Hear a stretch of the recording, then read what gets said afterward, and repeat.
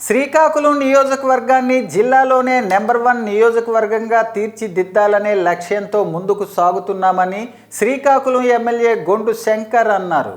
గారా రూరల్ మండలాలకు చెందిన ఎంపీడీఓలు, ఈఓపీఆర్డీ, విద్యాశాఖ అధికారులతో కలిసి నియోజకవర్గ సమస్యలపై జిల్లా పరిషత్ సమావేశ మందిరంలో సమీక్ష నిర్వహించారు.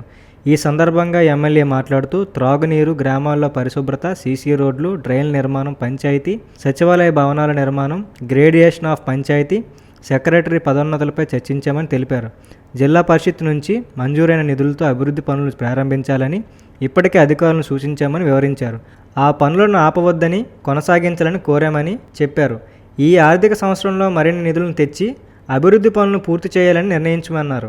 జిల్లా కేంద్ర నియోజకవర్గంగా ఉన్నప్పటికీ గత పాలకుల నిర్లక్ష్యం కారణంగా ఎక్కడ వేసిన గొంగలు అక్కడే అన్నచందంగా పరిస్థితి నెలకొందన్నారు. శ్రీకుర్మం లాంటి పంచాయతీలో స్వతంత్రానికి ముందు ఎటువంటి పరిస్థితులు ఉండేవో అలాంటి పరిస్థితులు ఉన్నాయన్నారు. కాలువలు, డ్రైన్లు, త్రాగునీరు, పరిశుభ్రం వంటి కనీస అవసరాలను సైతం తీర్చకపోవడంతో గ్రామమంతా అస్తవ్యస్తంగా తయారైందన్నారు. జడ్పీ నిధులతో రోడ్లు వేయాలని ఇప్పటికే సీఎం చంద్రబాబు నాయుడు సూచించారని ఎమ్మెల్యే శంకర్ తెలిపారు. వాటికి సంబంధించి ప్రణాళికలు సిద్ధం చేయాల్సి ఉందని, పంచాయతీరాజ్, మండల పరిషత్ అధికారులతో చర్చించి అభివృద్ధి పనులు ప్రాధాన్యత క్రమంలో చేపడతామని చెప్పారు. ఈ కార్యక్రమంలో ఆయా శాఖల అధికారులు పాల్గొన్నారు.